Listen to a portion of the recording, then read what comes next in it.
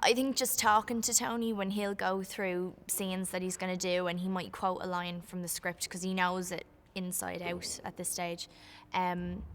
He's kind of perfect. I mean, he just sort of naturally performs in that way. So he seems, he's the perfect boy to play Zero.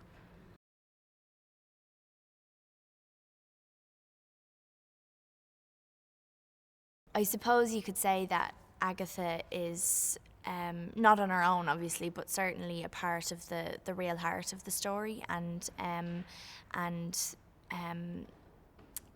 think the character gives quite a bit of emotion just because, I guess, because Zero cares so much about her, and a lot of what he does is motivated by the love that he has for her and keeping her safe, and eventually she actually gets involved in everything that they're doing and the crime technically that they're committing, and she doesn't, at first she doesn't realise what she's kind of gotten herself into, but it becomes quite clear very quickly that she's in a bit of a mess with them, but she's going to follow them the whole way through because she trusts them and she loves both of them, and has belief in them, and all that. And so it's just it's brilliant, because she works in a bakery called Herr Mendel's, and so they persuade her to put little tiny tools into these little cakes that she makes, and she smuggles them into the prison to get Gustav out and all of his cellmates and stuff. And it's just kind of like mad stuff like that,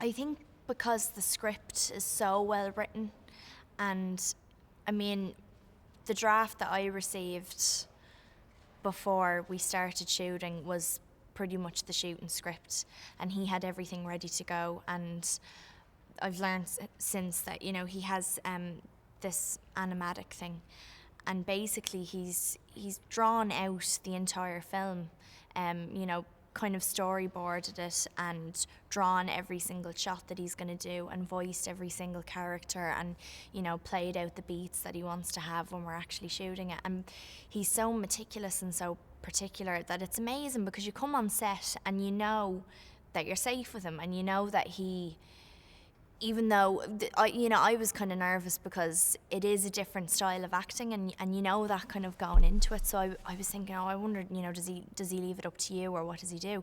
But I remember meeting him in London, and we went through a couple of the scenes that I had with Zero, the only two dialogue scenes really that I have, and I did them, and did them sort of natural enough. He's like, yeah, that was good. Now try it quicker. And I did it quicker. He was like, yeah, that was better. Okay, now try it quicker again. And he'd keep getting me to kind of bring up the pace a little bit and put in little pauses here and there. And suddenly he was sort of crafting the whole scene. And it was amazing because he's so clear. I've never come across anyone like that before, who's so clear on what they want. And they have it all kind of ready to go. They just need the actors to, bring it to life on screen.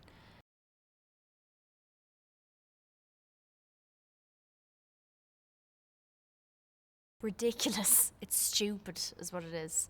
It's like, I mean, Tilda Swinton, Harvey Keitel, Willem Dafoe, Adrian Brody, Edward Norton, Bill, obviously, the legend, Bill Murray. I remember being sent the cast list as well, and I thought it must be like 3 different films or something, and they've just somehow morphed them all.